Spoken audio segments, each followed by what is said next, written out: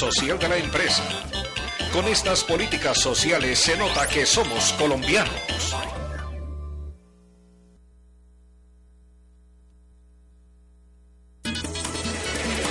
A continuación, Canal UNE.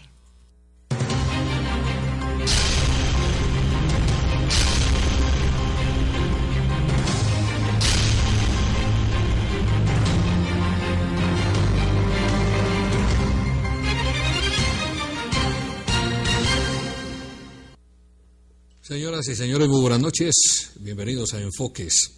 Feliz semana. Desde el miércoles y ya la semana pasada habíamos conversado sobre el segundo simposio de toxinología y el 15º día del toxicólogo o día toxicológico, convocado por, entre otras, la Universidad de Caldas, la Universidad de Antioquia, ACBES y Convescal. Y habíamos conversado con Carlos Polo Galíndez y con Fernando Vallejo. Dejamos para hoy al doctor Fernando Castro, biólogo, al doctor Héctor Charri, biólogo, egresado de Héctor. De la Universidad Nacional. De la Universidad Nacional. Especialista en serpientes. En serpientes. Herpetólogo. Herpetólogo. Y ya vamos a explicar qué es eso de herpetólogos. Yo lo estuve consultando en el internet y tenía que ver con anfibios y con reptiles. Pero es una especialidad, obviamente, de la biología. Sí, así es. La herpetología es una ciencia dentro de la biología que se dedica al estudio de los reptiles y de los anfibios. La palabra viene de herpetón, que en griego significa reptil. Estrictamente debería incluir solamente los reptiles, pero para no dejar los anfibios por fuera y hacer una ciencia especial solo para los anfibios, entonces se unieron en una sola, que es la herpetología, que estudia grupos tan disímiles como las tortugas, los lagartos, los cocodrilos, las serpientes dentro de los reptiles, y en los anfibios pues tenemos las ranas, los sapos, las salamandras, los tritones, etcétera. Es un grupo de animales muy interesantes, todos ellos vertebrados, terrestres, acuáticos, arborícolas, bueno, hay una enorme variedad. ¿Herpetón, dijo usted? Herpetón. ¿Qué quiere decir? Reptil. Creo que en política hay mucho de eso. Es posible. No, yo creo que sí, yo creo que sí. Bueno, Héctor, ¿cuándo aparecen las serpientes sobre la faz de la Tierra? Bueno, esa es una historia controvertida, pero se calcula que perfectamente pudo haber sido unos 300 millones de años. Es una evolución de ciertos lagartos que perdieron las patas para adaptarse a la vida hipógea, o sea, a la vida subterránea, para cavar, hacer túneles. Seguramente, dice una de las teorías, les estorbaban las patas, le era más útil tenerlas muy reducidas. De hecho, tenemos lagartos en la actualidad que tienen patas extremadamente reducidas y que llevan vida subterránea, y parece que de esta manera las pudieron haber perdido en el transcurso de muchísimos años. ¿Hay esbozos de extremidades en algunas serpientes? Sí, las boas, por ejemplo, poseen todavía vestigios de una cintura pélvica y de unos fémures primitivos. Bueno, ¿y cuándo aparece esto del veneno, que es lo que nos invita a conversar esta noche? El veneno es una herramienta extraordinaria que la evolución le dio a estos animales como mecanismo para obtener su alimento. Es la forma en la cual podía atrapar o matar su presa y permanecer a salvo. Muchos animales tienen que exponerse a sufrir grandes daños al atrapar su presa. La serpiente muerde, se retira, y el veneno se encarga de hacer la tarea de matar la presa que ella va a consumir. Ahora, es posible establecer una especie de escala evolutiva dentro del desarrollo del aparato venenoso. Hay diferentes tipos de aparatos venenosos dentro de las serpientes. ¿Todos son de inyección? Sí, pero hay un primer estado que se denominan opistoglifas o serpientes opistoglifas, aquellas que poseen un pequeño colmillo inoculador en la parte trasera de la boca. Si vale la comparación, más o menos donde tenemos nosotros las muelas. Ajá, las cordales. Algo así. Entonces, este tipo de aparato, que es imperfecto y sería el primero en esa escala, exige que el animal tenga que morder y mascar repetidas veces y que la presa sea llevada muy atrás de la boca para poder inocular el veneno. ¿Eso la hace vulnerable en el ataque? Claro, eso la hace vulnerable. Y aparte de eso, es un mecanismo de envenenamiento relativamente ineficiente. Hay un segundo paso en el que tenemos ya unos colmillos frontales, la que se llama la condición proteroglifa, proteros, delante, glifos, colmillo, también en griego, que lo tienen, por ejemplo, las cobras y para el caso nuestro las serpientes de coral. Ya son serpientes altamente venenosas y especializadas que poseen un par de glándulas productoras del veneno. El veneno, hay que decirlo, es el producto de excreción de una glándula. El veneno no es la saliva del animal, como a veces algunos de nuestros campesinos lo creen. Estas serpientes poseen 2 colmillos fijos delanteros pequeños a través de los cuales inoculan el veneno. Sin embargo, son unos colmillos todavía relativamente muy pequeños. Y en un tercer nivel evolutivo tenemos las llamadas víboras verdaderas, con una condición dental que se llama solenoglifa. La condición solenoglifa nos habla de unos colmillos largos, delanteros, retráctiles, móviles en todas las direcciones, tan largos que el animal cuando tiene la boca cerrada, los colmillos quedan plegados contra el paladar, de lo contrario le sobresaldrían en la boca como el gato de los picapiedras, si lo recuerdas. Entonces hay un sistema de palancas, un huesito que se llama el pterigoideo, que jala, un tendón, un ligamento, de manera que cuando el animal abre la boca, los colmillos se levantan y quedan en posición vertical para morder, y cuando el animal cierra la boca están alojados contra el paladar. Esto lleva el sistema de envenenamiento más eficaz porque el veneno queda profundamente inoculado en la masa muscular y el hecho de ser móviles permite que puedan inocular su veneno en distintas posiciones. De hecho, hay una serpiente africana que más que morder da puñaladas de lado, le llaman la serpiente estilete, saca un colmillo de lado y asesta un cabezazo. Para el caso de nuestras víboras verdaderas, por ejemplo la cascabel, la mapaná, la talla X, la X24, la pudridora, etcétera, muerden y pueden incluso inocular una cantidad muy grande de veneno. Pues amables televidentes, ¿por qué estamos hablando de ese tema? Primero porque el doctor Héctor Charre Restrepo es invitado a este segundo simposio de toxinología. Segundo, porque muchos de nosotros tenemos familiares en el campo y de alguna manera en el campo quedamos muy expuestos o quedan ellos expuestos a accidentes ofídicos. Y lo otro es porque en algún momento nos gusta emprender caminatas por zonas veredales y allí hay serpientes, hay culebras.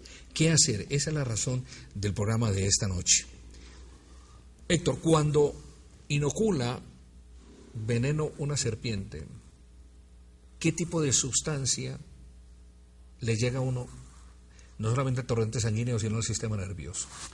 ¿Cómo trabaja? Los venenos son sustancias muy complejas. Incluso se han adelantado estudios muy profundos sobre ellos. Algunos venenos se han identificado hasta 300 y más componentes. Básicamente todos ellos son proteínas y enzimas.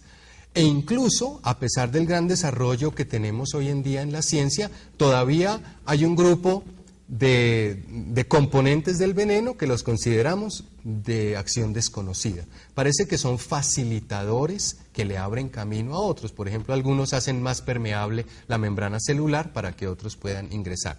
Pero los venenos, como te digo, son básicamente enzimas y proteínas, tienen una función digestiva. Y esa función digestiva lo que pretende es hacer una predigestión de la presa. Cuando una serpiente muerde un ratón, el ratón escapa y morirá más adelante en alguna madriguera donde se esconda. La serpiente lo sigue por su olfato y cuando lo encuentra muerto y ya predigerido. El veneno ha diluido sus tejidos, sus huesos, entonces la serpiente lo engulle completo, porque las serpientes no muerden ni rasgan de ninguna manera la presa, y al tragarlo, entonces ya hay una digestión que ha sido adelantada. Es además uno de los mecanismos de alimentación más eficientes de la naturaleza, ya que no se desperdicia ni un pelo ni una gota de sangre. Pero entonces, ¿qué pasa cuando una serpiente muerde a una persona? Los tejidos están siendo digeridos. Ahora, los venenos de las serpientes tienen muchísimos efectos diferentes.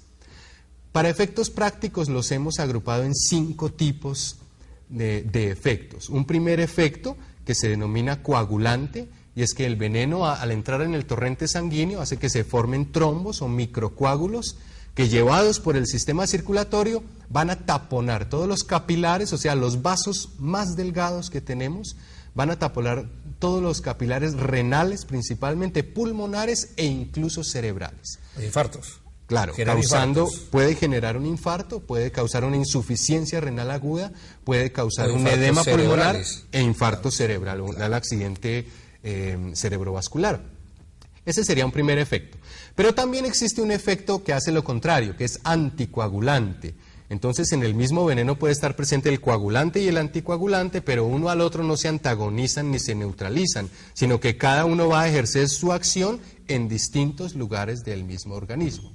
El efecto anticoagulante lo que va a hacer es que se produzcan hemorragias masivas, que se rompan los vasos capilares y haya hemorragias que pueden ser una hemorragia pulmonar interna, puede haber una hemorragia por tracto digestivo, por vías digestivas altas o bajas, y puede haber incluso una hemorragia cerebral. En resumen, Héctor, hasta ahí, con esas 2 condiciones. Que lo mata, diría la naturaleza, sí, con la producción. O sea, sí, se busca una u otra manera. Sí, realmente los venenos de serpiente están diseñados para matar, y están diseñados para matar mamíferos. Es muy curioso que algunas de las proteínas que componen los venenos solo se activan y ejercen toda su función cuando se encuentran a 37 o más grados de temperatura. Entonces, obedecen a un diseño evolutivo que ha tomado miles de años, millones de años, y es un diseño fantástico, tan fantástico que es imposible reproducirlos artificialmente en laboratorio.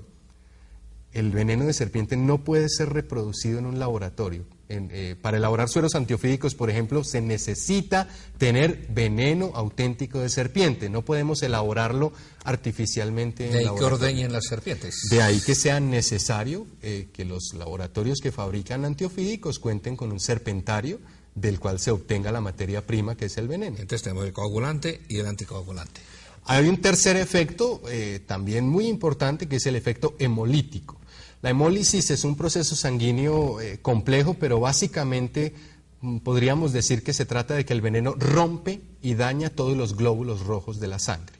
Entonces la sangre deja de cumplir su función, que es la de transportar oxígeno. Correcto. Entonces deja de cumplir su función. Si la sangre deja de ser sangre, el animal que ha sido mordido o la persona que ha sido mordida empieza a morir por asfixia a nivel celular, porque no está llegando oxígeno a nivel de las células, y también empieza a morir de cierta manera intoxicado en sus propios desechos, porque los glóbulos no están sacando los materiales de desecho del metabolismo.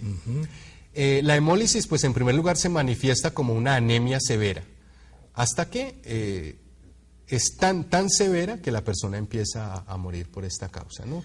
Normalmente se requieren transfusiones totales de sangre en los casos de los venenos hemolíticos. Bueno, ¿y el cuarto efecto? Hay un cuarto efecto que sería el efecto neurotóxico. Algunos venenos de serpientes afectan directamente los nervios.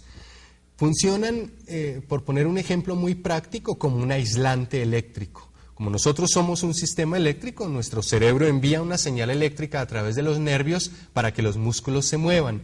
Allí donde se une el nervio con el músculo, que es la placa neuromuscular, están unos receptores que son bloqueados por el veneno. Entonces la señal nerviosa no puede llegar hasta el músculo y la persona empieza a quedarse paralizada. Cuando esa parálisis se generaliza y llega a paralizarse el músculo del diafragma, pues ocurre la muerte por asfixia. Algunos venenos neurotóxicos tienen también la particularidad de que pueden paralizar el miocardio, o sea, el músculo del corazón. Especialmente, por ejemplo, los de las cobras hindúes pueden hacer eso. ¿Y tenemos un quinto? Y tendríamos un quinto efecto, que es el efecto local, en el sitio de la mordedura. Ese efecto se denomina proteolítico. Nuestros campesinos, en su sabiduría popular, a algunas serpientes le llaman pudridora.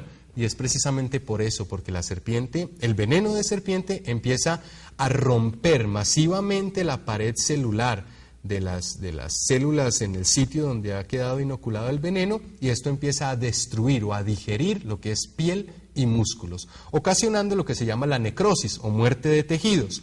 Cuando una necrosis se generaliza, se convierte entonces en una gangrena. Un miembro gangrenado no tiene pulso, no tiene temperatura, no tiene sensibilidad, no hay circulación, es decir, está completamente muerto y normalmente hay que recurrir a la amputación. Con esta explicación, uno pregunta, Héctor, ¿por qué se equivocan los médicos cuando tratan un accidente ofídico? Bien, hay muchos que se equivocan. Cuando ocurren equivocaciones, suele ser básicamente más que, digamos, culpa del médico a dos cosas. Primero, en promedio nuestros pacientes acuden muy tarde al medio hospitalario. Aquí es donde quiero, ante los televidentes, llamar la atención. Cuando hay un accidente ofídico, inmediatamente acudir al médico y no esperar a que el hombre de la vereda, el que conoce tanto de hierbas y que conoce supuestamente tanto de serpientes, atienda el problema. Así es una de las mayores dificultades. El accidente ofídico es una intoxicación y como toda intoxicación es un proceso dinámico que aumenta en el tiempo. Todo accidente empieza siendo leve, pero al rato es moderado y al rato será severo y luego será súper severo. Y como en todo tipo de intoxicación, cuanto antes apliquemos los antídotos, mejor. Cuando el antídoto se aplica pasadas muchas horas, ya el veneno ha causado unos daños que son irreversibles. Y hay algo muy importante que debemos comprender, y es que el antiveneno o el antídoto o el suero antiofídico, para este caso, no puede reparar los daños que ya ha causado el veneno. El suero antiofídico neutraliza el veneno circulante para que no cause más daños, pero lo que ya se dañó, ya se dañó. Es decir, el suero antiofídico no arregla unos riñones dañados, no arregla unos pulmones que ya estén edematizados, no arregla un trombo que esté tapando un vaso importante cerebral. Yo les suelo poner a mis alumnos un ejemplo muy sencillo. Supongamos que el suero antiofídico es como los bomberos. No es lo mismo que los bomberos lleguen al incendio en los primeros 15 minutos a que lleguen 6 horas después. Y cuando llegan los bomberos, ¿qué van a hacer? Apagar el fuego, evitar que se extienda. Pero lo que ya está quemado, ya está quemado. Eso no tiene arreglo posible. Hay muchas variables que intervienen en la reacción humana para el caso concreto en un accidente ofídico. Ciertísimo. Estamos de acuerdo. Correcto. Pues está la edad, me imagino, estados de salud de la persona, falta ver lo del animal también, que hay que considerarlos, la atención, en qué tiempo se hace. Una de las grandes dificultades del tratamiento médico del accidente ofídico es que son muchas las cosas que ignoramos. Cuando se recibe un paciente, ignoramos la especie de serpiente, la cantidad de veneno inoculado, el estado previo del estado de salud de esa serpiente, si inoculó una carga completa o no. O sea, son muchas las cosas que ignoramos. Eso hace muy difícil el tratamiento, la evaluación del accidente ofídico. En accidente ofídico no existen protocolos. Algunos médicos me han dicho, yo quisiera tener un protocolo que me diga, haga esto, siga estos pasos, haga este programa. Eso no es posible hacerlo porque cada accidente ofídico es único. Como bien decías, existen numerosas variables. No es lo mismo si el paciente es un niño de muy corta edad o un bebé, si es un hombre joven saludable, si es una mujer en estado de embarazo, por ejemplo, o si es un anciano. En cada uno de ellos va a tener unas manifestaciones diferentes. No es lo mismo si esa persona goza de un estado excelente de salud o si por el contrario, por la razón que sea, se encuentra en desventaja o está convaleciente de una enfermedad o acaba de salir de una enfermedad grave. No es lo mismo si esa persona tiene un estado nutricional adecuado que si se encuentra en un estado nutricional deficiente. Nuestros accidentes ofídicos en niños campesinos suelen ser muy graves por eso, porque se trata de niños además bajitos de peso, con deficiencias nutricionales, que no han tenido un desarrollo inmunológico adecuado. Entonces, y que muchas veces demoran para llevarlo. Claro, y que aparte de eso se llega muy tarde. También habría variables por parte de la serpiente, porque las diferentes especies pues tienen diferentes grados de toxicidad. Hay especies más tóxicas que otras. Y el tamaño influye también. Entre más grande una serpiente, pues mayor cantidad de veneno puede inocular. Pero hay otras muchas variables. Por ejemplo, el sitio de la mordedura es muy importante. No es lo mismo si la mordedura es en una pantorrilla, si es en una nalga o si es en la cara, por ejemplo, en el cuello, claro. O en el cuello, o si el veneno quedó alojado en principio en una masa muscular rica en grasa que le va a tomar mucho más tiempo llegar al torrente sanguíneo, o si el veneno queda inoculado en una zona de una irrigación muy rica que va a llevar rápidamente el veneno. Por otra parte, muchas serpientes suelen morder más de una vez. Entonces no es lo mismo recibir una mordedura que recibir 4 mordeduras. De hecho, algunas de nuestras serpientes muerden en ráfaga, ta, ta, ta, ta, ta, y en un segundo te puede pegar 4 mordiscos. Yo he tenido pacientes de mordedura en pie, tobillo, pantorrilla y rodilla, y fue la misma serpiente en un segundo. Y en cada una de esas mordidas puede inocular veneno. Entonces es diferente cada uno de esos casos. Esa es la razón por la cual no existe un protocolo y la evaluación es bien difícil. Hay otro factor importantísimo y es el tiempo. ¿Cuánto tiempo ha transcurrido desde que ocurre el accidente hasta que instauramos el tratamiento médico propiamente dicho? ¿Cuánto tiempo ha tenido el veneno para ocasionar graves daños al interior de ese organismo antes de que entremos a neutralizarlo? Entonces, eso es lo que nos puede complicar a veces el panorama y juzgar a veces a la ligera que de pronto el médico no lo hizo bien o lo hizo mal. A veces eso se juzga un poquito a la ligera. Pero sí hay un pecado que es frecuente que cometamos y que al cuerpo médico se lo he dicho muchas veces, y es el hecho de que nos quedemos cortos en la dosis de suero antiofídico. Antes de eso, recuerda lo que vamos, Héctor, dosis. No existe un suero universal. No. Ni es posible hacerlo. Claro, ni es posible, biológicamente no es posible hacerlo. El suero antiofídico es un anticuerpo, y es un anticuerpo que solamente es capaz de neutralizar el mismo veneno con el cual ha sido elaborado. En Colombia elaboramos sueros antiofídicos a partir de venenos de serpientes colombianas, y esos sueros solo neutralizan el veneno de serpientes colombianas. Cuando se traen sueros del exterior y se traen sueros norteamericanos o europeos, deben ser muy buenos contra las serpientes europeas o norteamericanas, pero contra las colombianas no sirven para nada, porque es un anticuerpo que no va a reconocer la molécula que debe neutralizar. Es completamente diferente. Se nos mueren los pacientes. Correcto. Entonces, una recomendación es que siempre se deben usar sueros antiofídicos locales.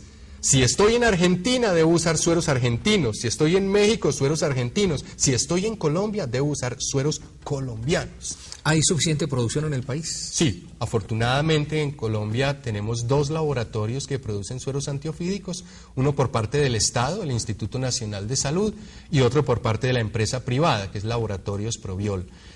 Usted comentó ahora que uno de los errores frecuentes era la cantidad de dosis. Sí, ahí va. Los sueros antiofídicos no son las sustancias mágicas que algunas personas imaginan. De hecho, tienen limitaciones muy grandes. El suero antiofídico no hace milagros, ni mucho menos.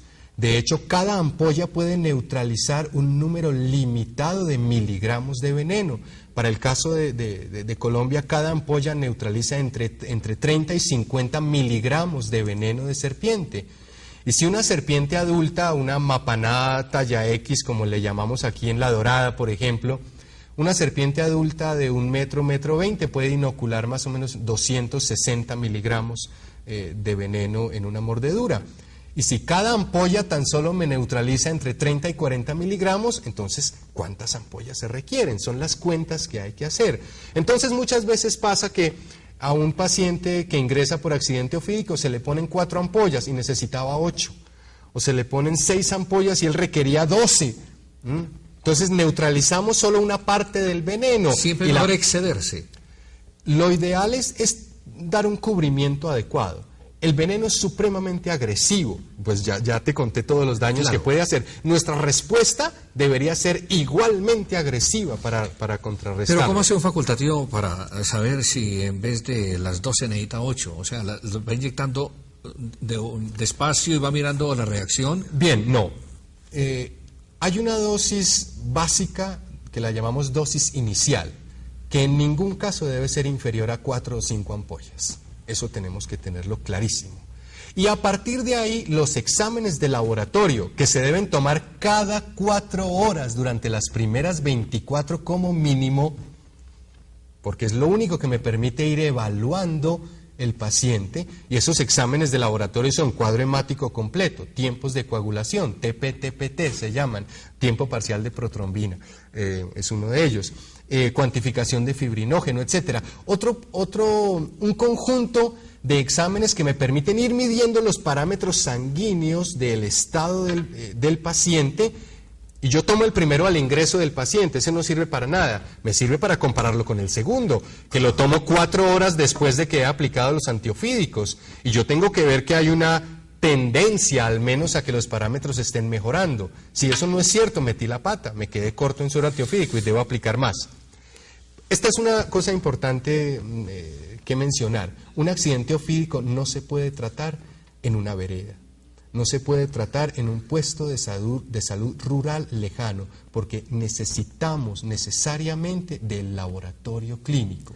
30 segundos. La invitación para quienes están vinculados a las ciencias de la salud como tal, Claro. los médicos, para que vayan al segundo simposio de toxinología en la Universidad de Caldas, próximos miércoles, jueves y viernes. Sí. 30 segundos. Porque ya nos acaba el 24 y tiempo. 25 este jueves y viernes estará el grueso del programa. Estamos invitando especialmente a los profesionales de la salud.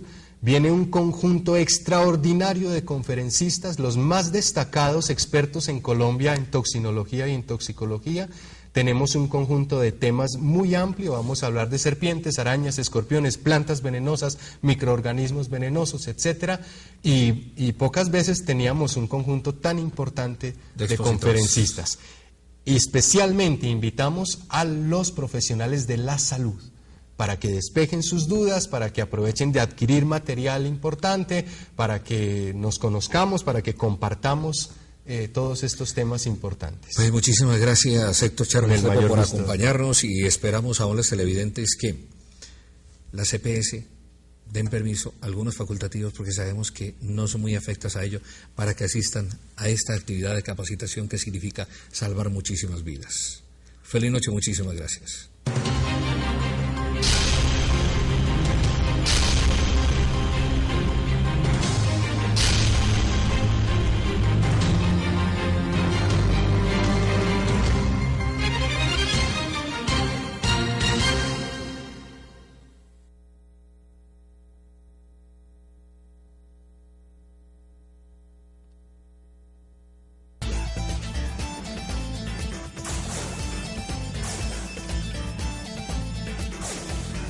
Estás viendo Canal UNE.